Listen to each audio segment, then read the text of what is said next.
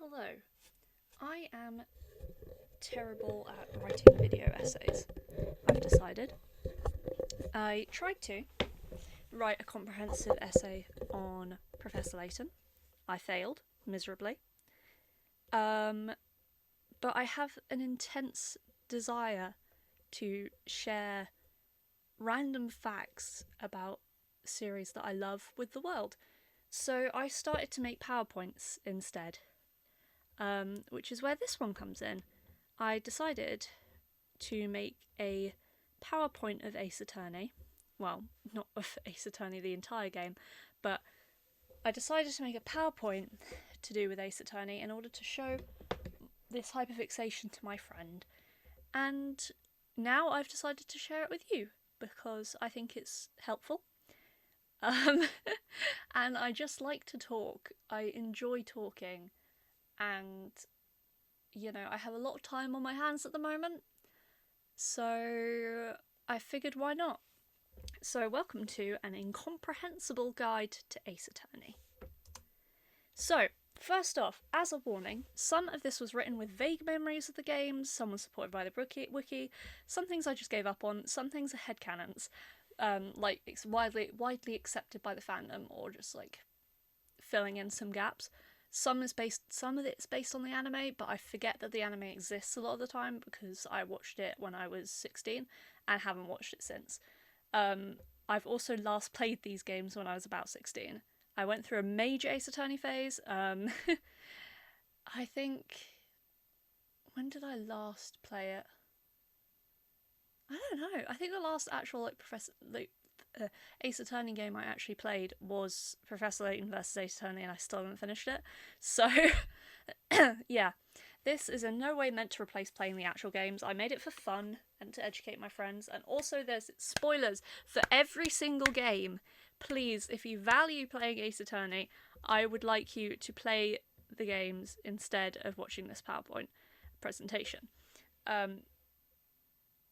Unless you just really want to know. If you don't have time to play the Ace Attorney series, I don't have time to play the Ace Attorney series. Like, fuck it. Just, there will be spoilers.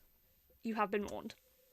Okay, so this title says, unlike Magnus Archives, you know what I'm talking about, because I also did this for the entirety of the Magnus Archives to explain to the same friend. But that one is not as well put together, in my opinion, because I was just ranting. This one, it has, like, more going on. So, Ace Attorney is the gay lawyer game. Chances are, if you've been on the internet long enough, you have heard a song from it, you've seen a character from it, you've probably seen, if you're on Tumblr, Almost Christmas Means It Wasn't Christmas, or, like, the parrot. You've probably seen a lot of Ace Attorney memes without realising it, especially because it's been around since 2001. So yeah, the first game came out in 2001. However, the actual timeline has this game take place in 2016, which is confirmed by the date of DL6 being 15 years post. Yeah, it's like a whole thing. Like, the life of a case, I can't remember like the name of it right now because my brain's gone blank, but the life of a case is 15 years and the case was about to close when Phoenix solved it. So yeah. They really shot themselves in the foot here because it means that they have like had to set every game in the future, and it also leads to like me and like my friends being older than several adult characters. Like, I was born in 2003. Apollo Justice was also born in 2003, so it makes for an interesting paradox. It's all about solving crimes, except we shouldn't have any of the access we do to any crime scenes as a lawyer, but live, laugh, love. Basically, it's entirely illegal that we should be allowed to disturb the crime scene and take evidence home and not submit it to a court. But, it's a video game.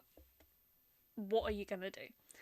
Every trial has to be solved in 3 days, and every defendant is assumed guilty until proven innocent. You cannot just prove reasonable doubt in court, you have to find the actual culprit in the trial. This is to parody Japan's justice system, which isn't quite as severe or, like, awful, but it is not great.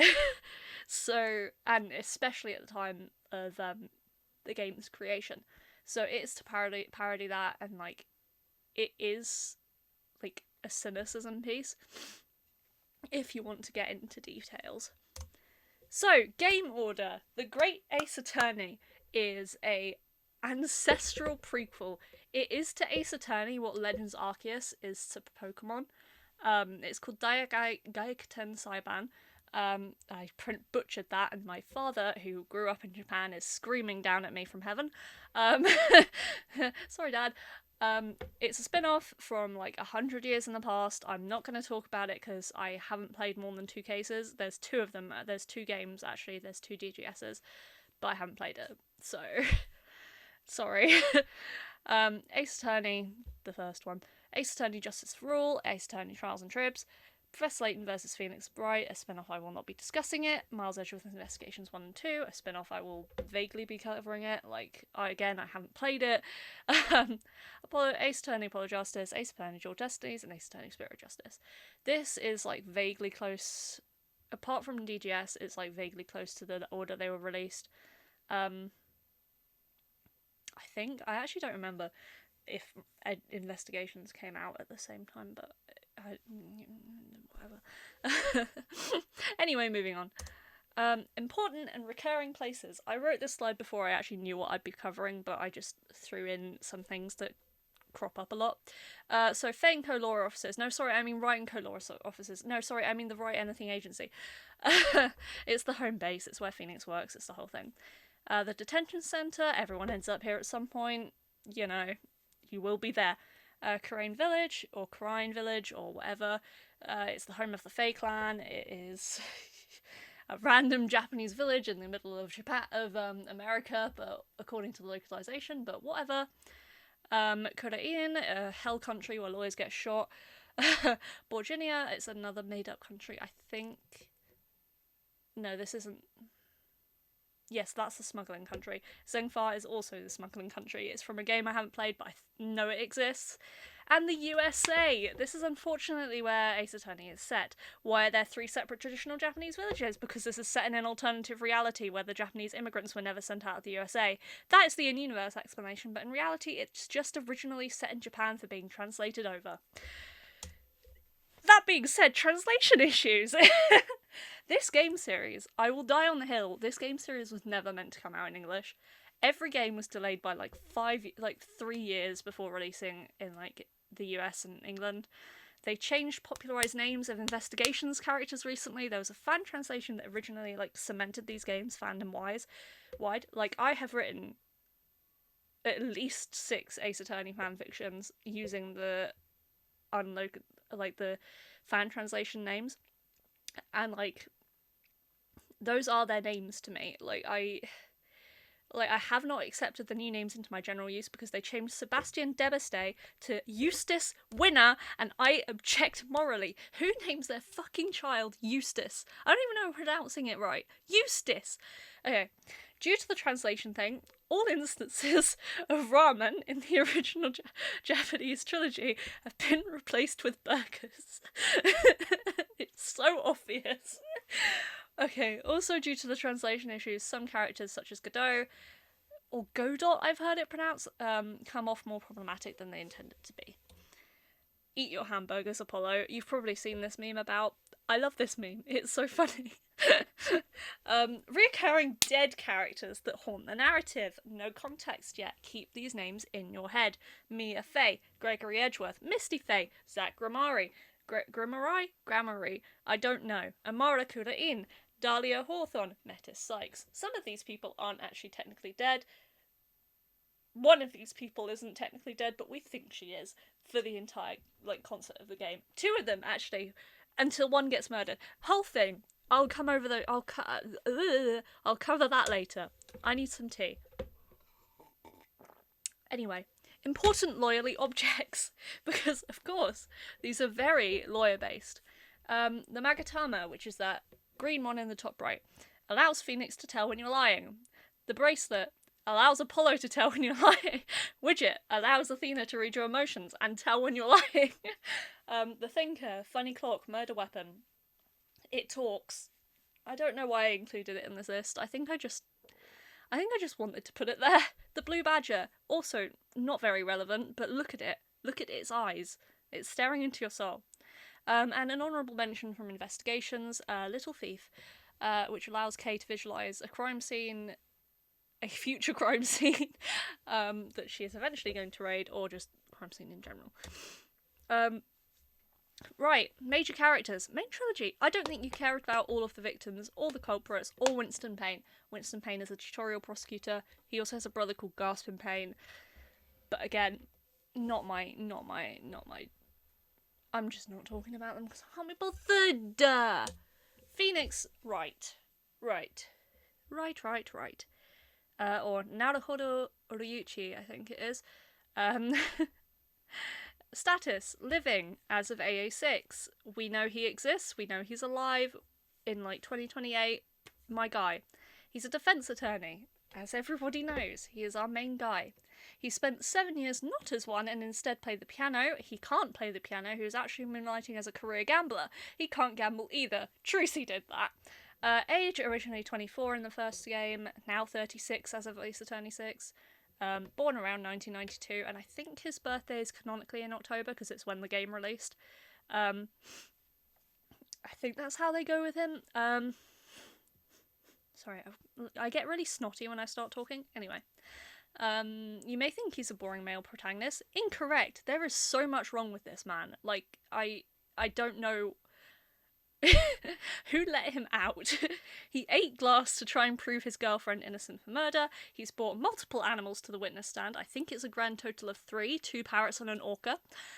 He calls people morons in his head constantly and can't use a mobile phone. He's also mentioned cow tipping once, which has something to do with his backstory, but considering we know nothing else about this man really, I mean, whatever. His eyes have been blue and brown, like in the all original art, in like the anime and stuff like that, brown eyes. Inexplicably, in like Dual Destinies and Spirit of Justice, his eyes are now blue. Confusing. So we just give him heterochromia a lot in the fan community. Only hetero part about him. That's a lie. He had a girlfriend. I think he's bi, but that's again a fandom-wise headcanon. I was about to say that's a me thing, but it's not. He ditched his miscellaneous art degree to pursue law because he saw his childhood best friend sad in a newspaper. He and Edgeworth met when they were 9 years old. Miles was cemented in his mind as he defended Phoenix in a class trial where he was accused of stealing someone's lunch money.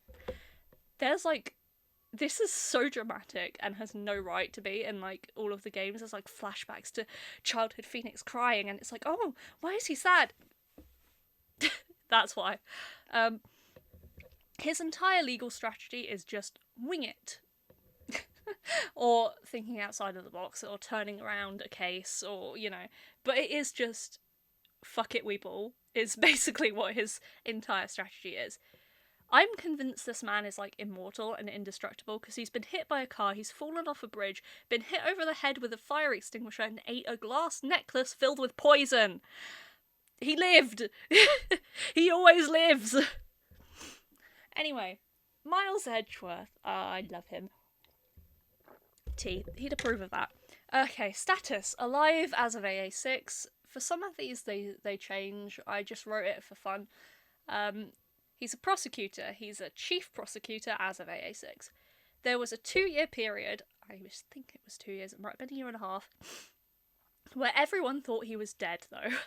This was because Phoenix beat him too many times and reshaped his entire worldview so much so that he had to go to Europe about it. The only person he told about this was Dick Gumshoe. Because of course it was. Did you tell your sister? No. Did you tell your best friend? No. Did you even tell your boss? I don't think he did. Age, originally 24, but he's now 36 as of AA6, also born around 1992. I like to say his birthday is in February because it means he has the worst week of his life in 2017 on his birthday, and I find that funny. I think I also read this in a fanfiction once, but I'm taking it. Miles wanted to be a defence attorney when he was very little until the DL6 incident in which his father was brutally murdered by Manfred von Karma, who then adopted him. This murder wasn't solved until 2016 due to MVK covering it up. Phoenix solved it. With the help of a dog, a metal detector, a parrot, and Yanni Yogi. He doesn't remember the class trial, or at least he says he doesn't. He probably does, he's just a dick about it. But he does remember Phoenix. He's scared of earthquakes due to the trauma. The elevator that malfunctioned and allowed Manfred von Karma to kill his father was brought about because of an earthquake. DL6 is like this whole locked room mystery. It's an elevator. There is a man, his son, and Yorni Yogi, the court bailiff. Who killed him? None of them! The elevator stopped briefly once they had all passed out from oxygen deprivation, and Manfred von Karma shot Gregory Edgeworth. Miles meant most of his life thinking he did it because he knocked the gun out of the bailiff's hand. It bounced on the floor and shot Manfred von Karma through the glass of the elevator because it had, stopped. But he didn't do it. Yippee! I think he is so fruity. So many women throughout this entire series have hit on him and he just doesn't respond. Ever. He just looks like a combination of disgusted and confused. There's this whole character whose whole thing is that she can wind a courtroom around her finger because all of the men want her so fucking bad. And then Miles is there yeah. He just doesn't buy into it at all. Which could mean nothing or show his integrity as a prosecutor or whatever. But I just think he isn't interested. He's genuinely a very confusing man. He presents himself so seriously, but his favourite TV show is a kids' shonen anime called Steel Samurai. He has a chess set painted like him and Phoenix, says indubitably, unironically, and I love him so much. So, why do we ship these two? There is nothing straight about abandoning your entire career, switching to another, all in pursuit of a boy.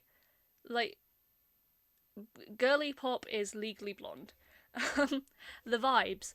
The whole dramaticism of Phoenix defending him for murder because Miles defended him. Also, Phoenix was distraught when he thought Miles was dead. He snaps at Maya about it. He doesn't do that. Capcom, the company behind this series, feed into it majorly. They've made a jewelry collab with some company, and the edge of the right jewelry is a set of matching engagement rings. They repost fan art on their Instagram story on Valentine's Day. They made fan art on Valentine's Day. Ace Attorney 2 was deliberately rewritten, and they brought a BL author onto the board of writers after seeing the impact of Wrightworth.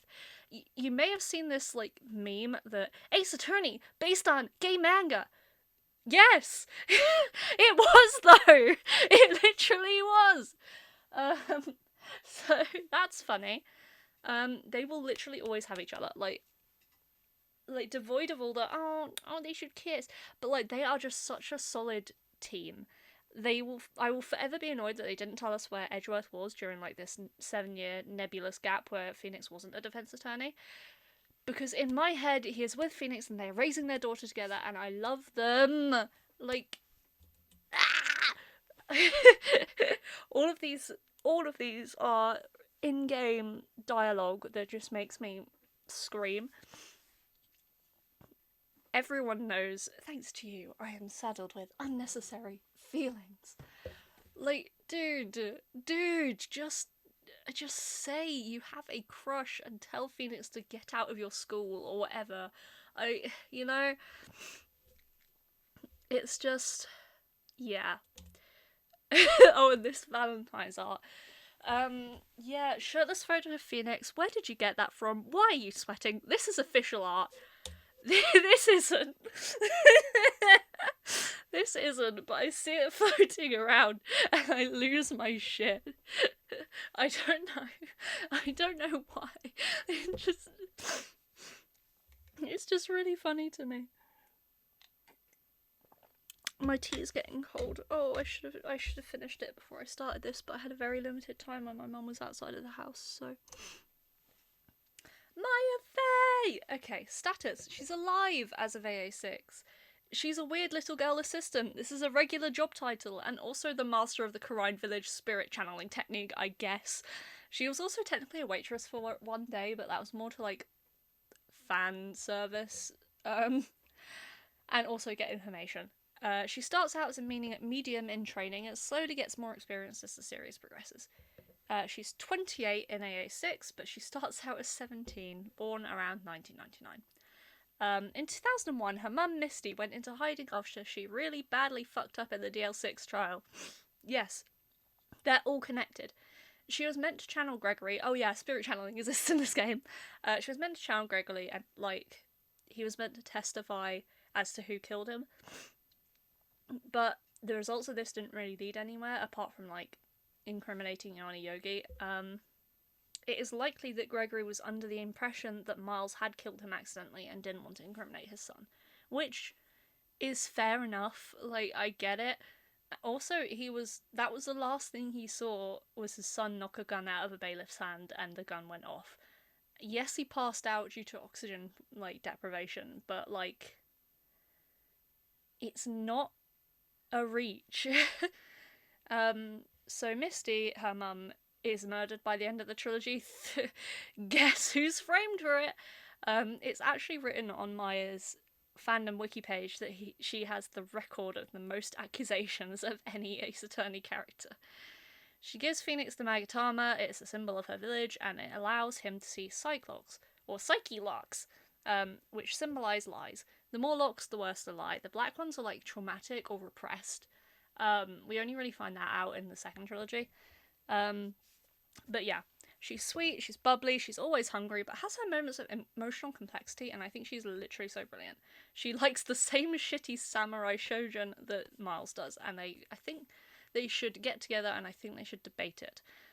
She works well like shit with Francisco von Karma, as both have been held to uptight regulations in their own way.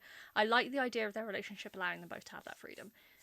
That's another popularized ship within the fandom, but I don't really detail it too much in this one. I just sort of think it would be neat, thematically wise. This is my favourite Maya art. This happens at the end of Turnabout Goodbyes when she's getting back on the train to go back to Karine.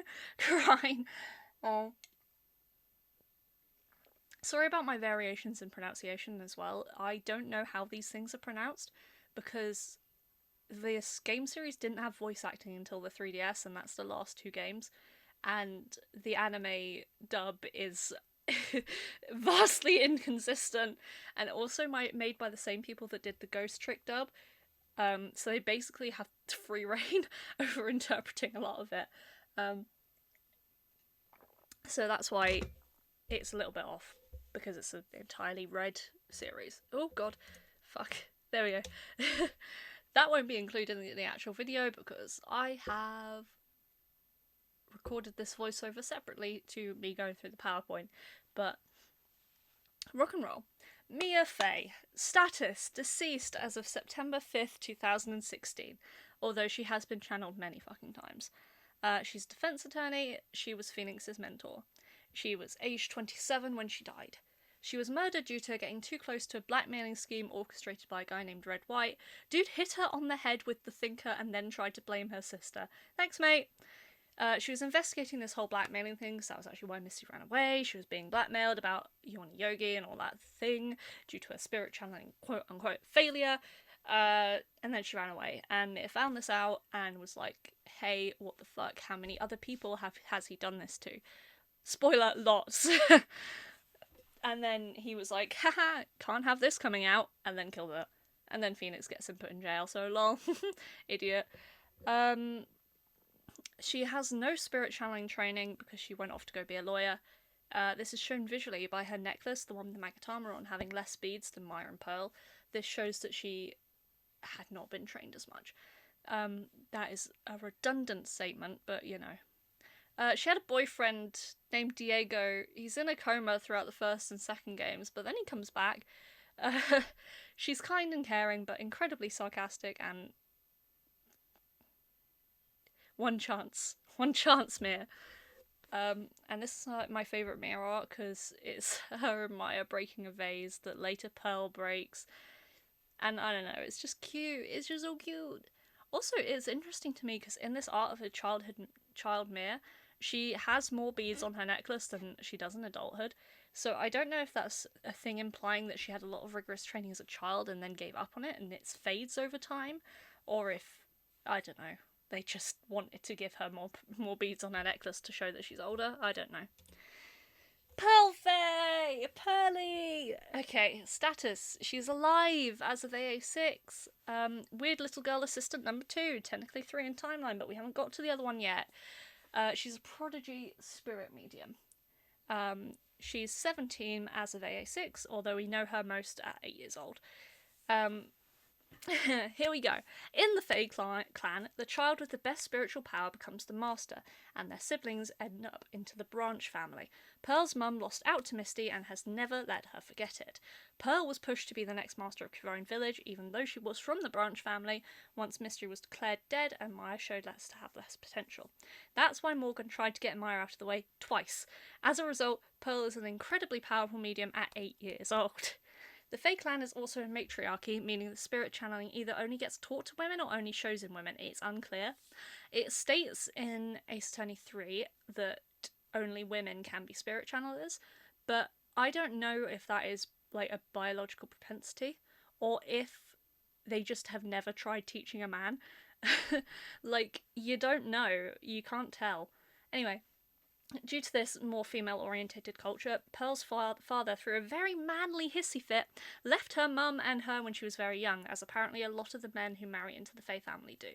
Due to this, Pearl is obsessed with heterosexual romance and is the number one Narumayo, Maya and Phoenix, fan.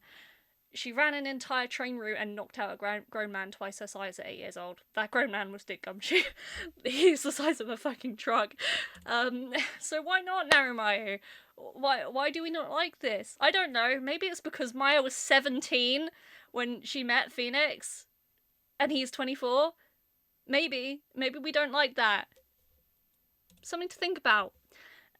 This is Morgan on the left and Misty Faye on the right. I've sort of said most of the things I can about them. Like, they're wrapped up in like the story and they're integral to the whole thing, but like beyond orchestrating murders and getting murdered, they don't have much significance as characters to me. Manfred von Karma. Status: deceased as of Ace Attorney 3. They state that he is executed. Thank fucking God. I think it's Ace Attorney 3. It might be Ace Attorney 2. It's January 2019, I think. So it might be... Yes, that's AA3. Sorry.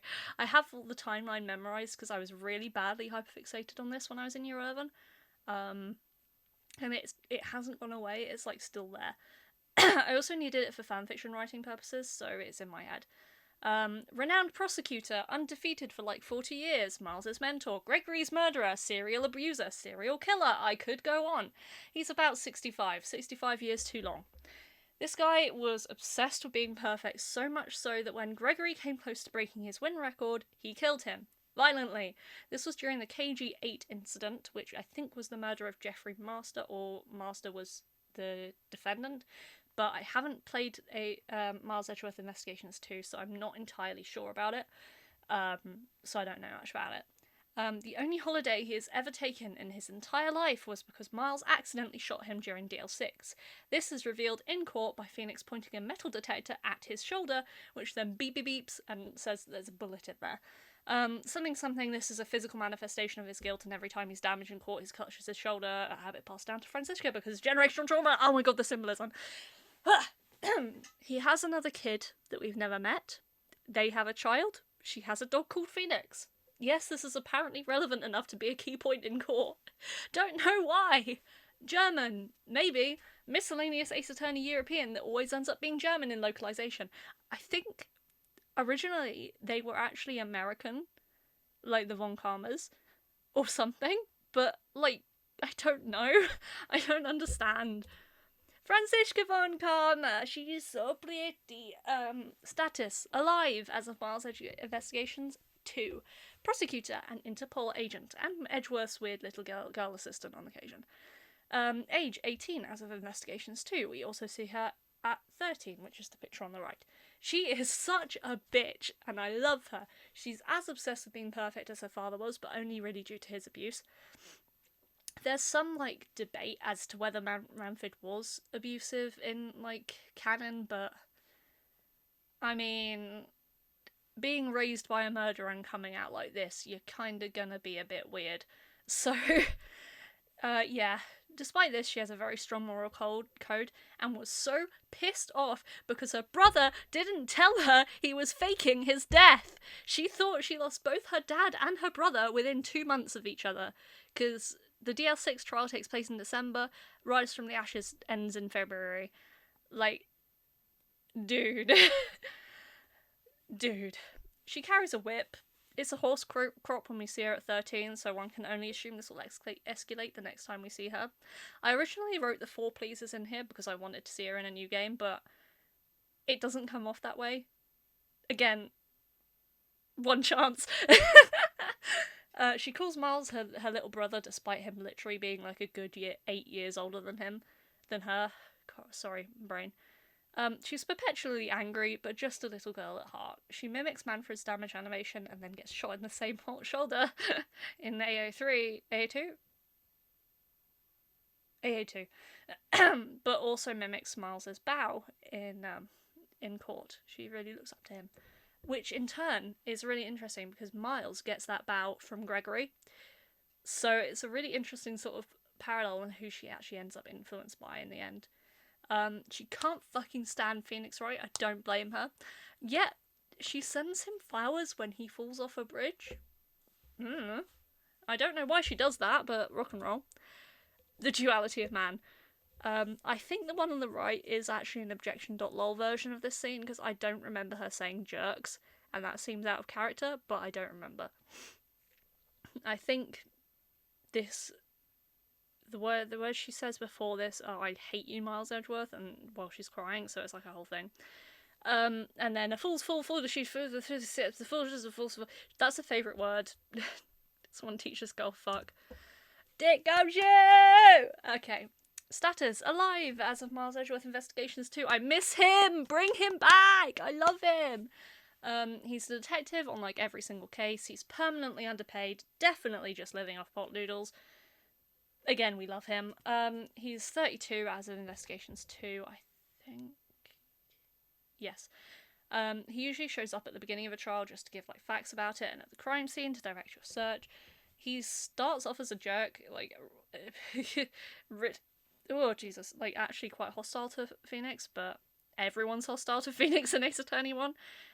They become friends as they like get closer and like see each other at every single crime scene. I really like him. The dog's called Missile. He's important. He's actually based off of the game director's actual dog, and named after him. There's like a Missile in quite a lot of Capcom games. In AA2, he develops a crush on this lady called Maggie Bird. I like to think they get married eventually, but we never get an update on them, unfortunately. He invented the patent for the blue badger, which is then used as a mascot for the police department and stolen by the chief. I don't know why that's important, it just is. He and Miles are really close. He's shown as Miles' investigation partner during his game and is the only one who knew about his whereabouts during AA2. I still don't really know why he's the only one, but it's interesting. He seems really dense, like genuinely an idiot, but I think he's putting it on for the jokes, because like every so often he has a line like this: true art has always been a war against oppression. If you want to blame anyone, blame society, pal. You like, dude seems like really weirdly politically aware. I love him. In this world, there are those who are masochistic, and then there is Gumshoe. Ugh, straight Larry. Larry Butts. He's alive and thriving as of AA6. He has had the most jobs of everyone in the trilogy, and eventually settles on a career as a children's picture book illustrator. He's 35 as of Ace Attorney 6. He was in the same grade as Miles and Phoenix, but is likely a summer birthday. Don't know, just thought that was interesting to add. He is the third and forgotten part of the childhood friend group. The first person Phoenix ever defends himself and a fucking nightmare. He's the kind of guy to ask if you can crash on your couch and never leave. The kind of guy to steal $20 of lunch money and not tell anyone for 15 years and permanently alter his two best friends' careers paths.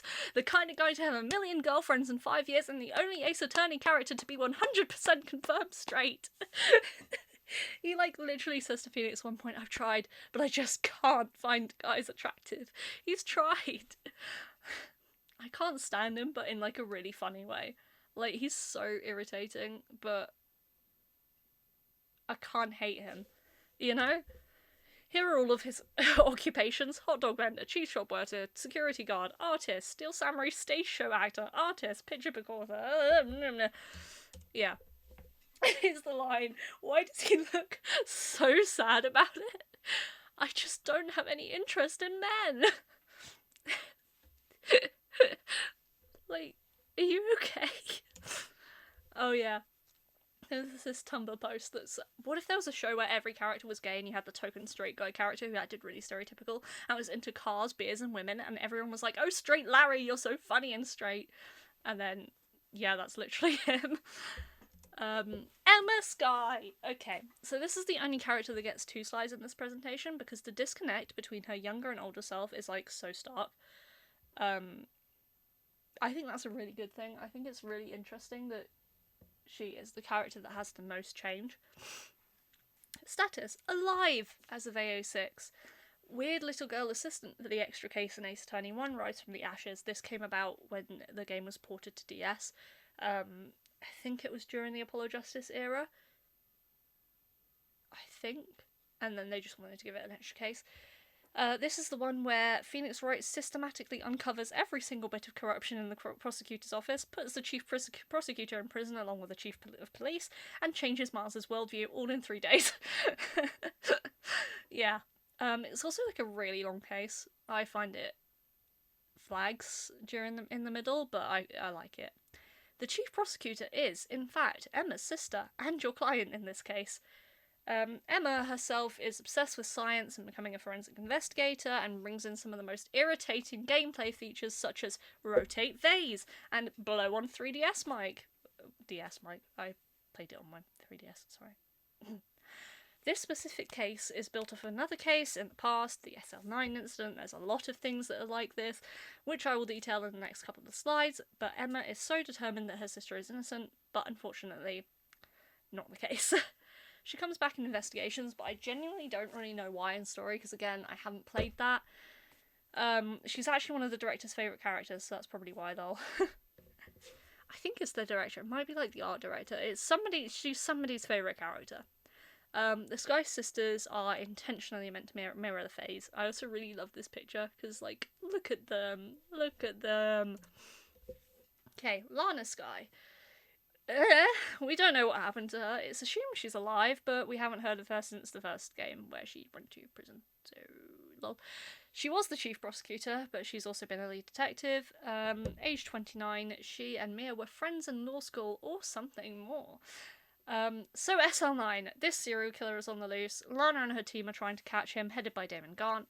It ends with this other detective organising a meeting with the serial killer in Lana and Gaunt's office, not knowing Emma would show up. Emma blacked out during that argument. The last thing she remembers is pushing the 2 men apart. Lana finds her later, but Gaunt has already gotten to the scene, like written a fake name in blood and like framed Emma.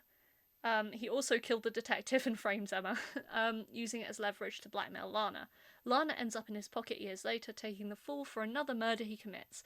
Even though we think he was trying to frame Edgeworth, like he put the body in his car, I don't know why. It has been like a while since I replayed this case, but I still don't understand. She's not completely innocent in all of this. She did forge evidence in order to get this serial killer put behind bars, so she partly goes to jail for that. There's this one line which like strongly implies that she and Mia were a thing at one point. IDK, I mean, it's probably translation bias. And like me seeing something that wasn't intended, but like it's kind of, you know. She's quite cold by the time you meet her, but Emma reassures us she used to be different, you know, before the constant stress of blackmailing. This is the line. That was probably why she was attracted to me. Intellectually attracted, Lana was top of the class at her school. Are you sure, Emma? Are you sure? Are you really sure? Are you really, really sure? Lol. Oh, Damon Gaunt. Okay, where I didn't like Larry in a funny way, I actually really dislike him. In terms of character, he's brilliant. Like, really well written, but I hate him. I hate him. Status: probably dead. This country has the death penalty and he was arrested for multiple murders. He was the chief of police. He used to be a high-ranking detective partnered with Lana. He's 65 years old. I've said pretty much everything he's done in Lana's slide, but this guy is the most disconcerting character in the original trilogy. He has just so much power. Like, he fires Gumshoe in front of you, threatens you, tells you nobody will ever believe you, and his sprite barely fucking blinks. And if you upset him, he just stares at you for like a good 5 seconds. And animations move so quickly in this game that bothers me. It's scary. His breakdown in it is him like laughing and clapping maniacally, and literally all he wants to do is go swimming. Who the fuck is he? Like, what? We also just don't know his motivations. We think it's just because he could. Like, I think he just murders because he could. To my recollection, like, I think the moral of this case is that power corrupts, unless you're our special little guys, but at the same time, I don't know why he did it. Like, you know, he's just so fucking weird. People ship him with Manfred and Karma because they think the dynamic would be funny. They're right, it would be funny. Oh, he also majorly contributes to Miles's mental breakdown at the end of this case by literally, like, saying one thing as he's taken away. This is the thing. I don't think he enjoyed being told he's the same. He's also, like, I think Damon Gaunt is, like, consistently comparing him to Manfred in this case as well, which is not good for Miles. Freak. I don't know why I chose specifically this picture. I think it's just because he looks weird. Like, yeah, why is he built like that? Anyway. Ooh, Dahlia Hawthorne. Talking about genuinely terrifying Ace Attorney characters. Status: dead as of January 2019. That isn't going to stop her, though. Age: 20 upon death. I think she should be about 25 by the time the actual, like, games take place. So this is Phoenix's ex-girlfriend. But here's the kicker. She's nuts. Also, she's a fae. She's Pearl's half-sister. Technically, she is a victim of a paedophile, so actually maybe she did have a reason to crash out. Basically, this guy was her tutor. She orchestrated a kidnapping and jewel heist, and the trial ended with him committing suicide via poison in court, and I think they had, like, a death pact. It was initially assumed that this man killed Dahlia, and she took the stand under a different name to gloat. This was Mia's first ever trial. Edgeworth was also there. And after this, she poisons Diego, leading him to become Godot, and also comatose for like 5 years. Yeah, she later murders another man, this time via electrocution, though she was actually intending to murder Phoenix via poison. Again, don't really know why. Actually, I do. I wrote the next point after remembering a bit. This guy knew about the first trial, was trying to warn him that Dahlia was not who she seemed, although Phoenix was like having none of it because the sun shone out of Dahlia's ass for him. You know. Dahlia had actually poisoned his cold medicine and this necklace that was a major part of the first trial. It was the one with poison in it that proved she was technically responsible for the guy's suicide and wrongful conviction. She wanted it back, but her sister had given it to Phoenix. They're twins. Nick was too stupid to figure out that they periodically switched, despite them having different hair colours. The whole thing. She ends up possessing, like, half of the Fae family in 3-5 to the extent where, now I'm trying to, like, recall this off the top of my head, I genuinely don't know who stabs who. I know Misty ends up dead, and Godot goes down for it because I think he stabs Misty while she's being possessed by Dahlia and attempting to murder Maya in a plot orchestrated by Morgan from prison and accidentally helped by Pearl. I have since been told I'm right about this. Her breakdown kind of scares me because, like, she takes the stand possessing someone. I think it's Iris at the time. And she goes sicko mode. God forbid women do anything. Unrelated, but this first trial is when young Miles, or Bratworth as we call him in the fandom, calls Mia a bimbo for some reason. Like, he should be at the club, he's 21. I love him. He's such an arse. Iris Hawthorne, alive but arrested. Dahlia's identical twin sister, so half a fae. They weren't raised within the village. I think they were raised separately. Like, I think Iris got sent to the temple and Dahlia got sent to the man. To the husband. I don't remember. She's about 25, which is how we know that Dahlia should be 25. Yeah. Her entire existence seems to revolve around assisting Dahlia with her crimes. I'm not sure she knows who she is without her sister. It's like bad.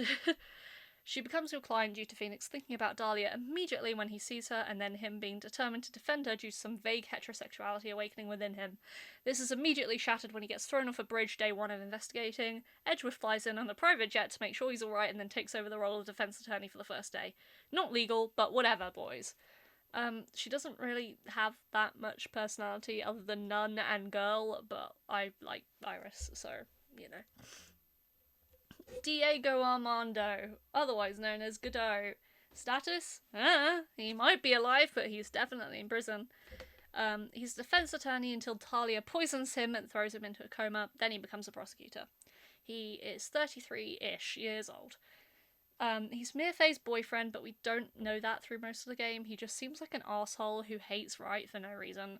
Like, he actually hates Wright because he's projecting the fact that he couldn't save Mir due to being comatose onto Phoenix, who possibly could have in his eyes. I don't know, whack. He kills Misty and in an attempt to save Maya's life, but because he can't see red on a white background due to the mask, he accidentally incriminates her in Misty's murder. Whack. The major sufferer of mistranslation disease, he comes across so misogynistic when he's actually just meant to be like chivalrous or something. He does call me a kitten, which I find a bit weird, actually, you know, under a modern lens, but like, he's not as bad as he seems.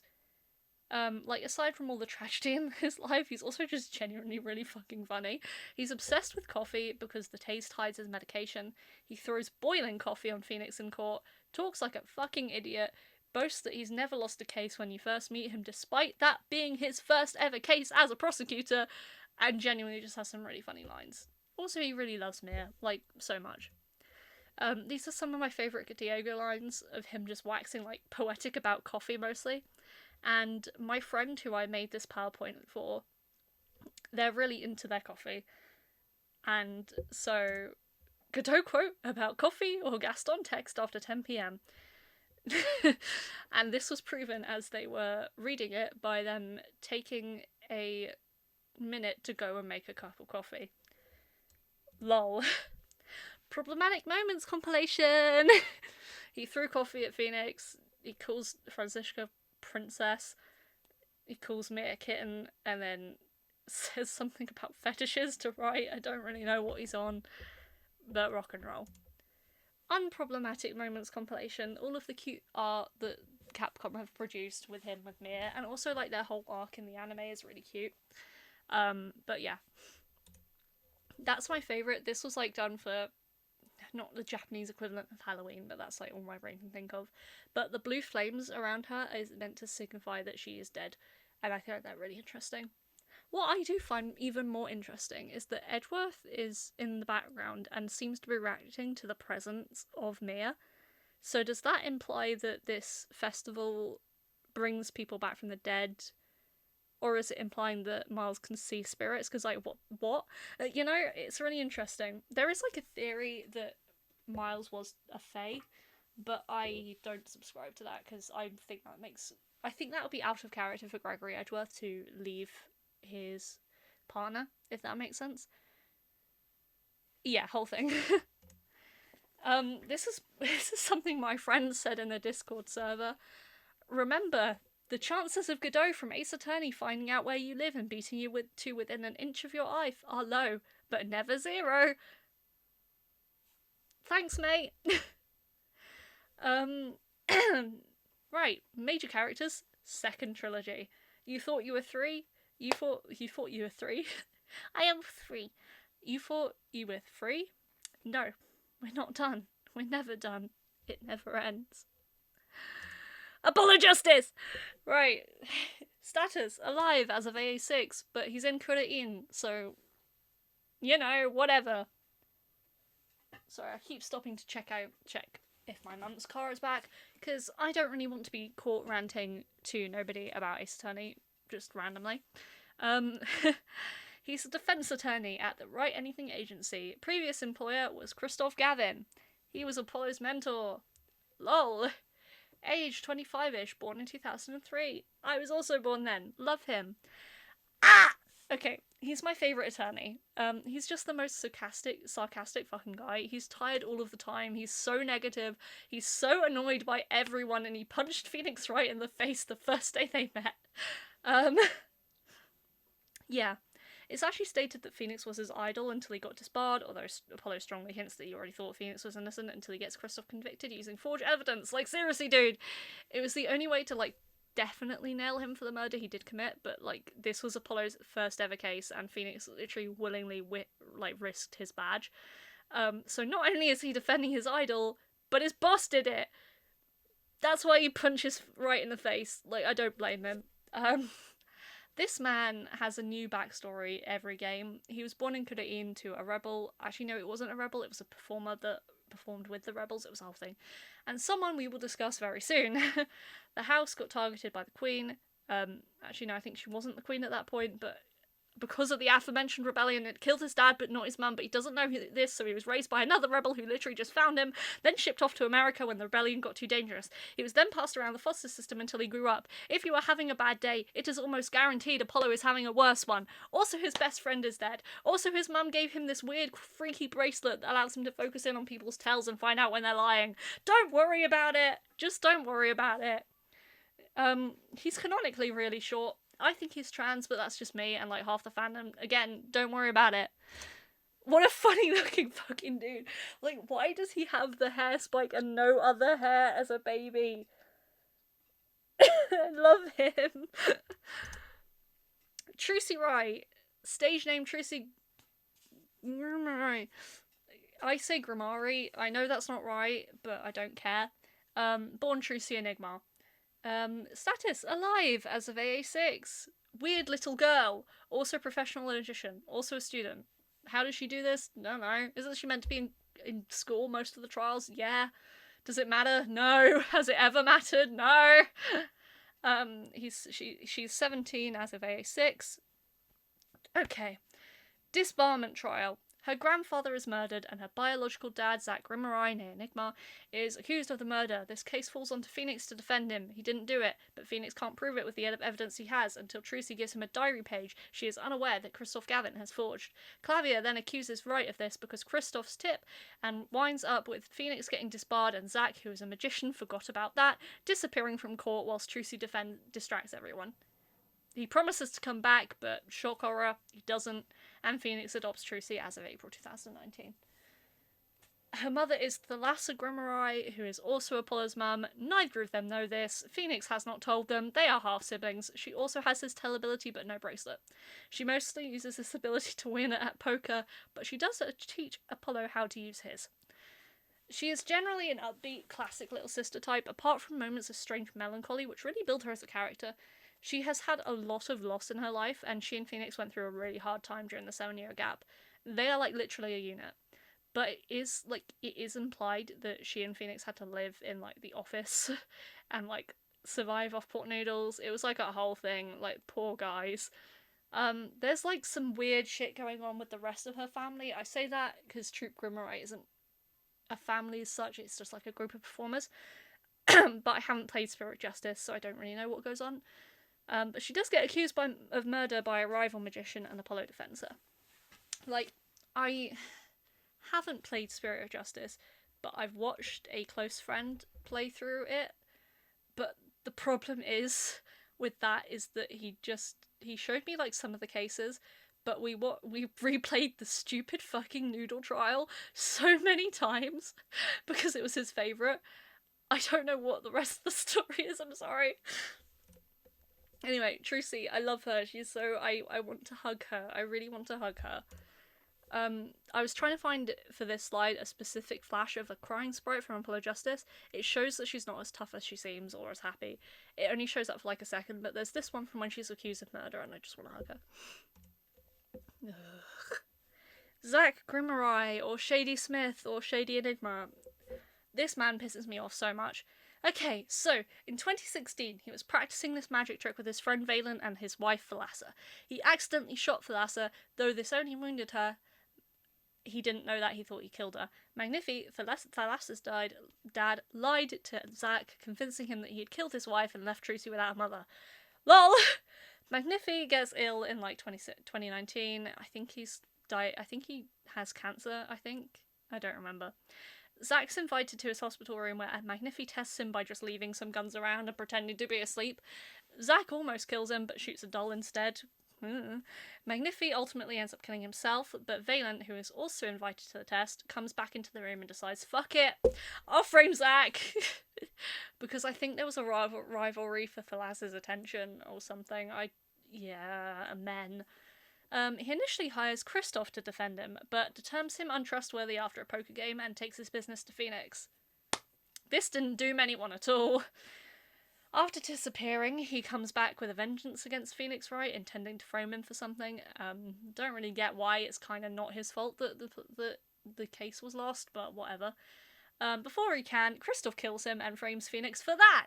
However, Phoenix realizes Kristoff after coming to him for defense, keep your friends close and your enemies closer, and him commenting on Zach's bald head that he could have only seen if he hit Zach over the head and killed him. I think it's implied that Zach was coming back for custody. Dunno, though. Anyway, this is Troop Grimmerai. This is actually missing Roger Retintz, which is the one who frames Trucy for murder later, and was a part of the original group, but was cut out of all merchandise because of something. I don't know. I haven't played that case. Thalassa. Right. Thalassa Grimmerai, or Lammeror.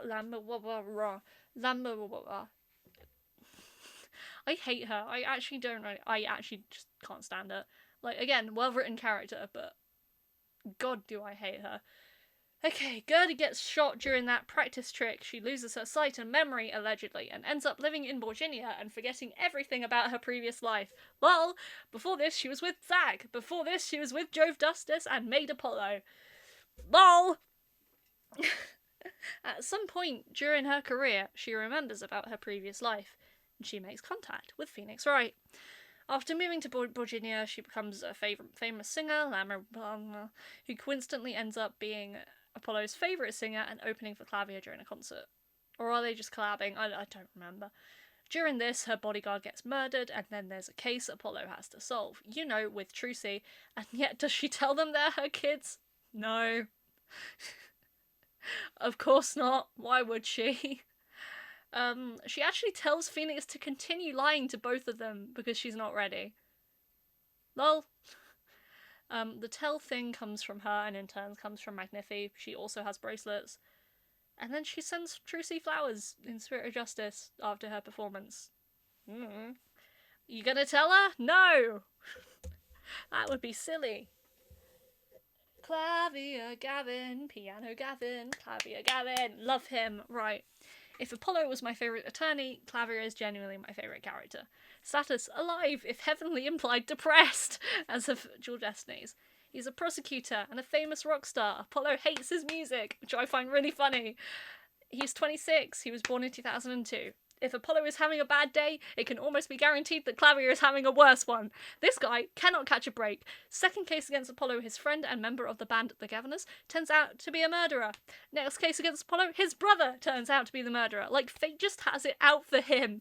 During the second case, his guitar gets set fire to as well. Like, damn, leave him alone. He disbars the Phoenix Wright, and this isn't even the highlight of his career. Like, dude seems so smart and so successful. Like, is it any wonder that Kristoff crashes out? He is the youngest prosecutor tied with Franziska, who is repeatedly stated to be a prodigy. LOL. Allegedly, it is canon that he's only pretending to be German due to studying abroad, but, like, his name is Clavia, his brother's name is Kristoff. They're not American. Like, I don't remember what they're called in Japanese, to be fair, but I don't think they're American. He's like one of the only prosecutors to actively help the defense attorneys. Like, truly, he's just a good, kind guy that wants guilty people to be reprimanded and innocent people to be let off. He does not care about wins or losses. He helps Phoenix and Apollo take down his brother once and for all, and barely complains when he has to prosecute Darian, the murderer friend. That being said, massive fucking diva. The only time his angry sprite is used properly, like outside of Kristoff's trial and that, and instead of determined, is after the whole guitar burning fiasco, which ended in murder, where he's yelling at someone off screen about the mess of a concert he just had. Love him. He shows up again in Dual Destinies to have an exhibition trial against Phoenix Wright, newly reinstated. This fact of facing each other again is, like, barely touched on, and that annoys me. Are they not, like, both shitting themselves? Like, you... Imagine this. You have just, like... 8 years ago at this point, you have disbarred, like, the most famous attorney in the world. You later are told that this is because of your brother, and then you have to go up against this attorney newly reinstated. Clavier's going to be shitting himself.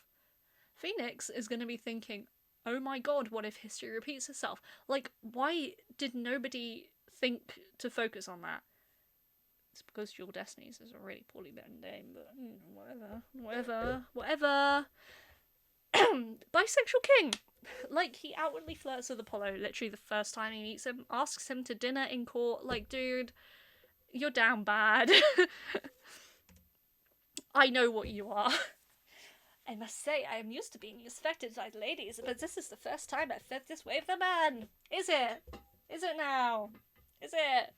Oh.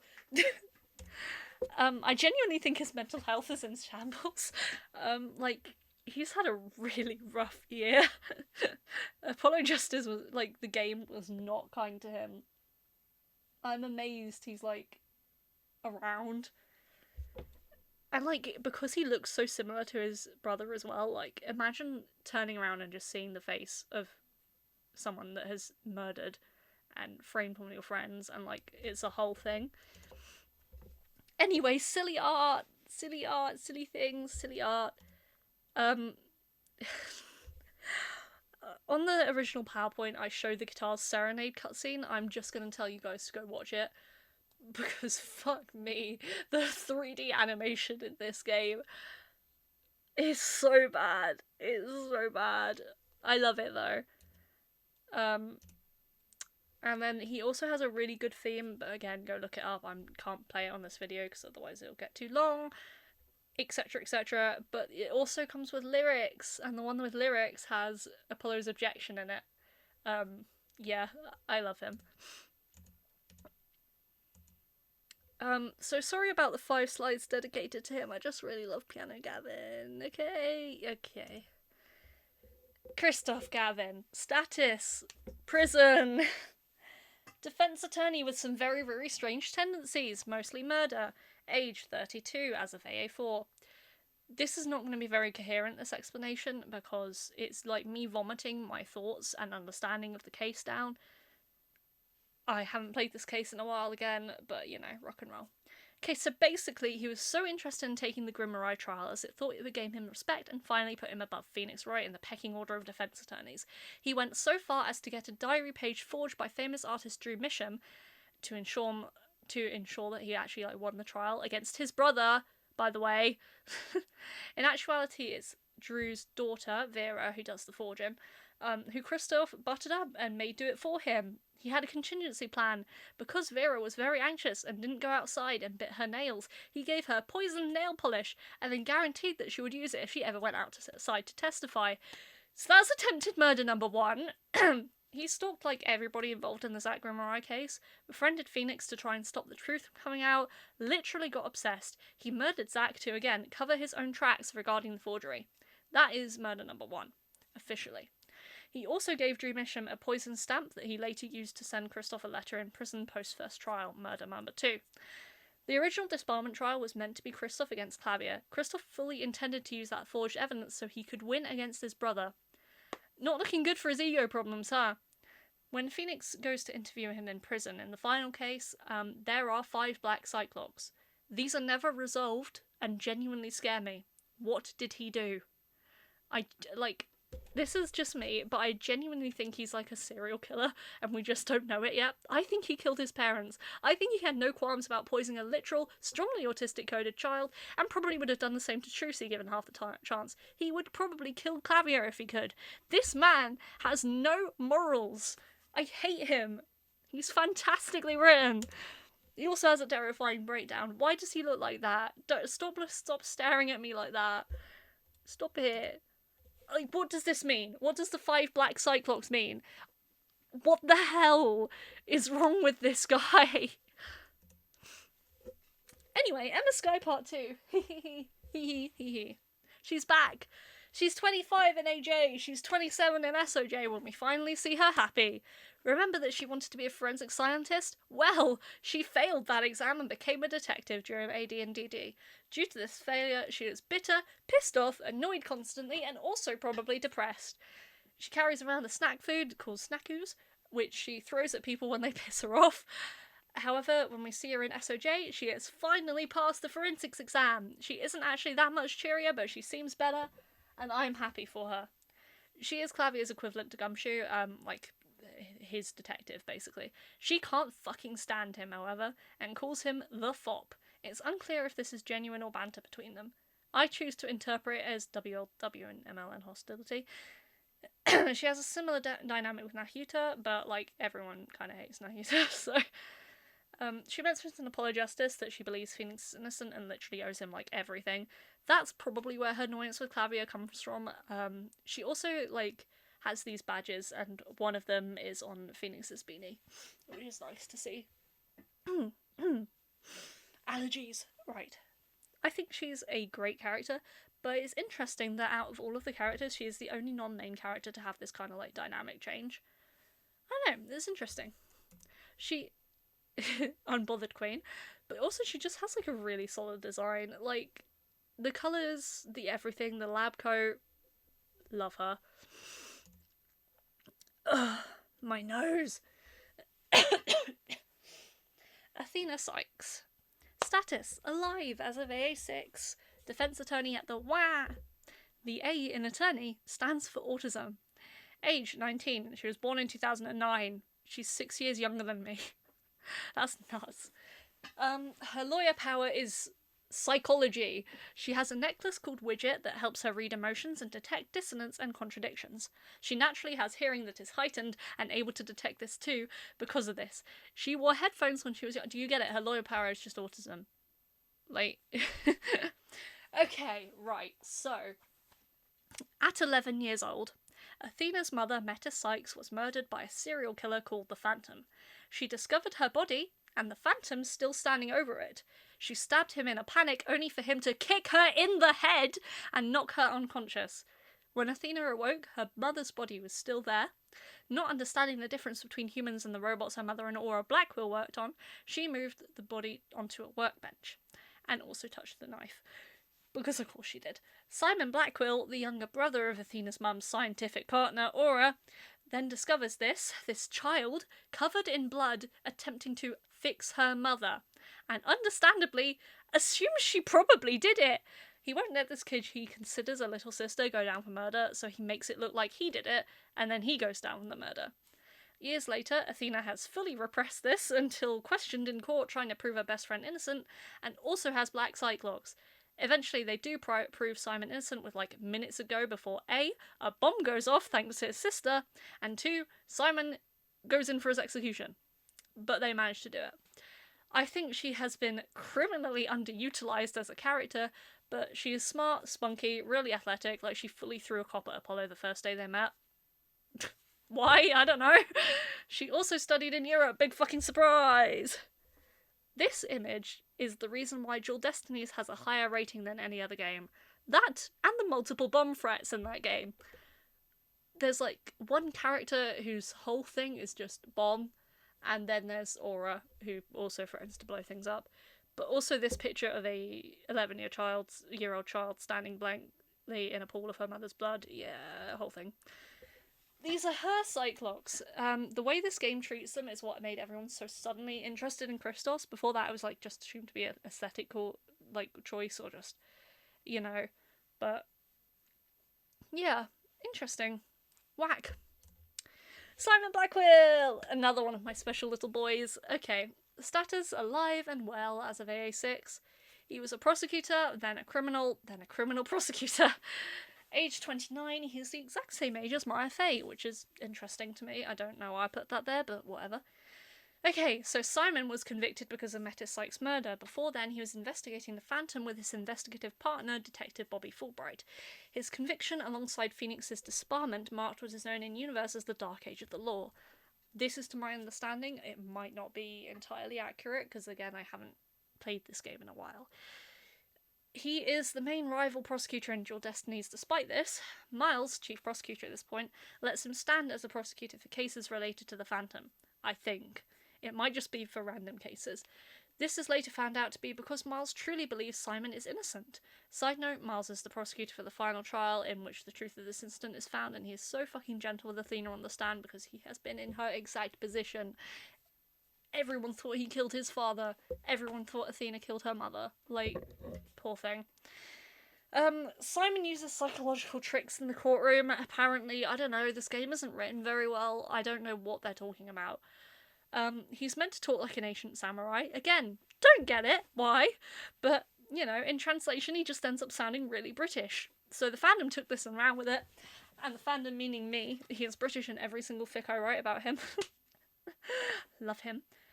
He has an emotional support hawk named Tucker, wears handcuffs the entire time, yet can somehow cut through stone and metal with a specialised karate move. Again, my dad is yelling in my head, it's karate! Karate! Thanks. His sister, Aura, isn't massively important. I mean, she's a key player for, like, a lot of the game, but I don't care about her much. Sorry. She definitely had lesbian tension with Metis and ends up in prison due to kidnapping Trucy and threatening everyone with a bomb because she didn't want her little brother to be executed. Valid crash out. This I found really funny while looking at the wiki. It's just Tucker, occupation, pet hawk. Lol. Ooh, okay. Bobby Fulbright and the Phantom. Okay, so Bobby Fulbright used to be Simon's detective partner.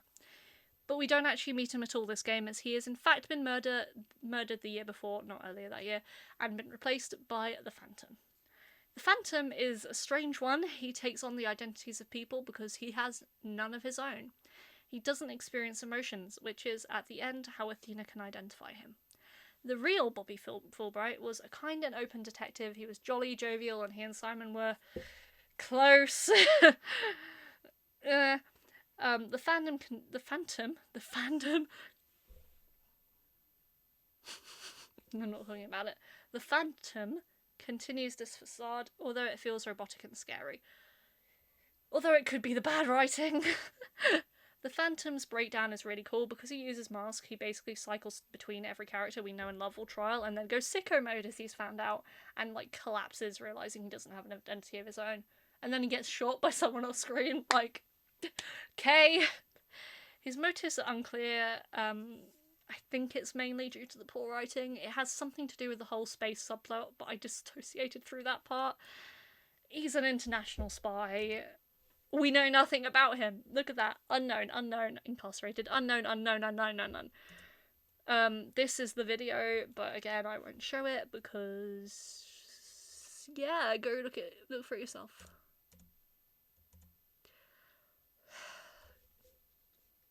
Okay. Juniper Woods and Clay Terran. I like to call these two the irrelevant childhood friends. They were trying to do what Miles and Phoenix did, but it didn't have the emotional effect, you know? Juniper is Athena's childhood friend, a sickly judge course student, and the inspiration to cottagecore lesbians everywhere. She exists only to give Athena reasonable motivation when she needs defending.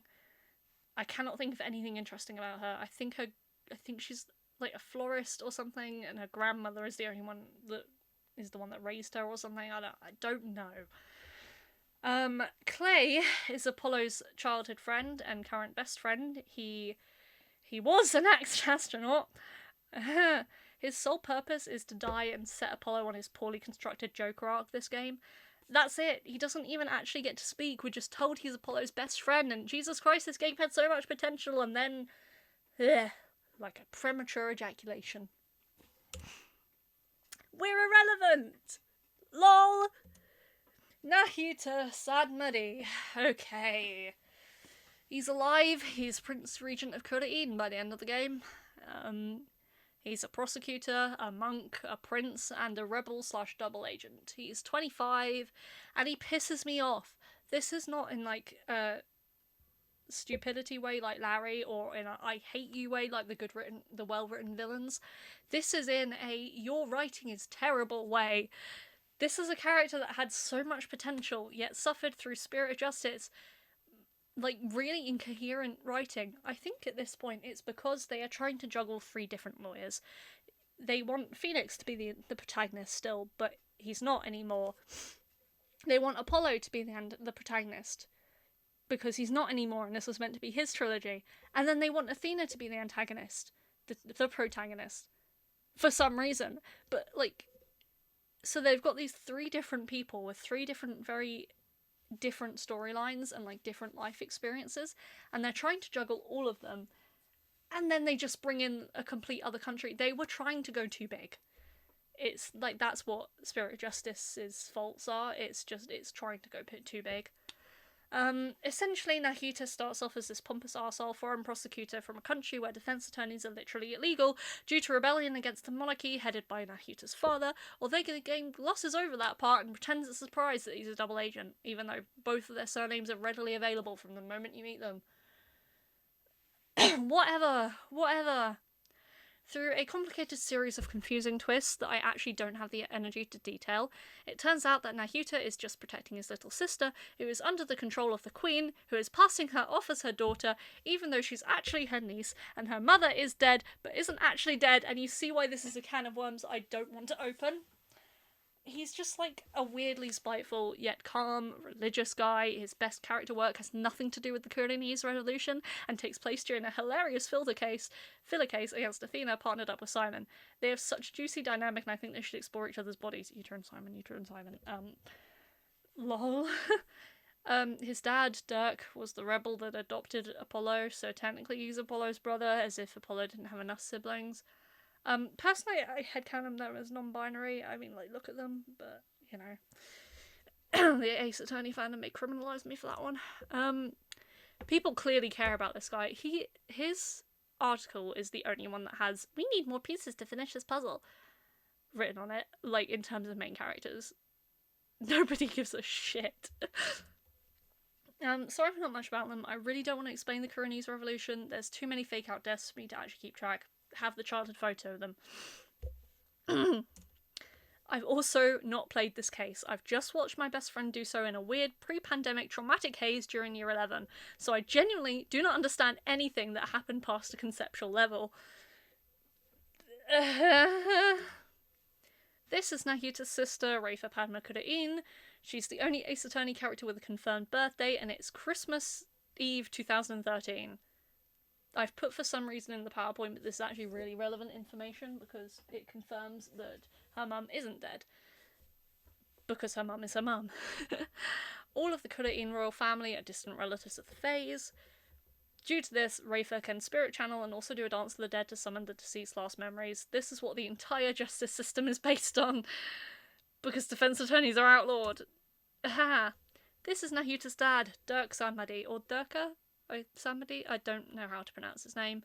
He is dead, but pretends not to be. He's the leader of the rebel group, the Defiant Dragons, but he pretends not to be.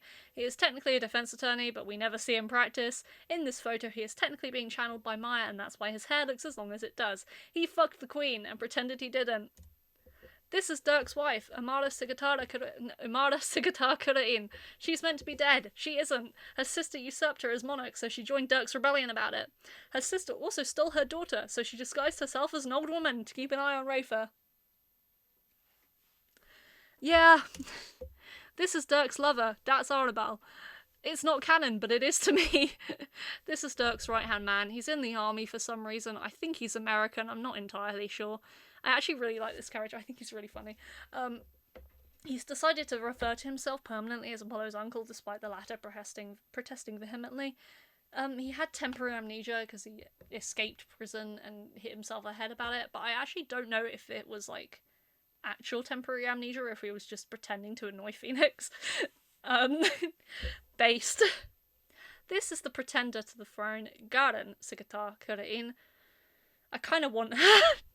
She's a prosecutor, a queen, and also the Minister of Justice, and are in the final case because her husband originally was, but he was so pathetic I didn't put him in this point. She also threatens most of our favourite characters with execution, but at least she's hot about it. Honourable mentions from the spin-offs. I won't go into too much detail here, mostly because I'm flagging, and I was when I was making the PowerPoint, and my voice is going now. I think I'm talking too fast, but You know what? This is my video essay. Deal with it. Kay Faraday! Status. Just about okay as of investigations too. I'm pretty sure she gets amnesia. And then has to like... And then gets accused of a crime. Yeah, I don't remember. I, again, haven't played this game, but, you know. This is Miles's weird little girl assistant. She's also a thief. She's 17. Her dad was a prosecutor, but also one part of the three-person entity known as the Great Thief Yatagarasu. She took over this person after his murder. They're not like actual thieves, but they steal the truth, quote unquote. I don't really know how she ended up working with Miles, mostly because I haven't played this game. I'm sorry, they're really long, and I got into this my GCSE year, so I didn't have time. And then there was a pandemic, and I could have had time, but I didn't have money, and now I have time, but have no money because my dad died. You know, sorry. I know she's the funniest motherfucker and literally bullies him the entire game. It's funny. She's energetic, constantly threatening to steal things around them, much to Edgeworth's stress, but she actually only wants to steal the truth, whatever this means. It's, again, like a corruption thing. Luckily, her name was confirmed before the Great Translation Hell of 2024.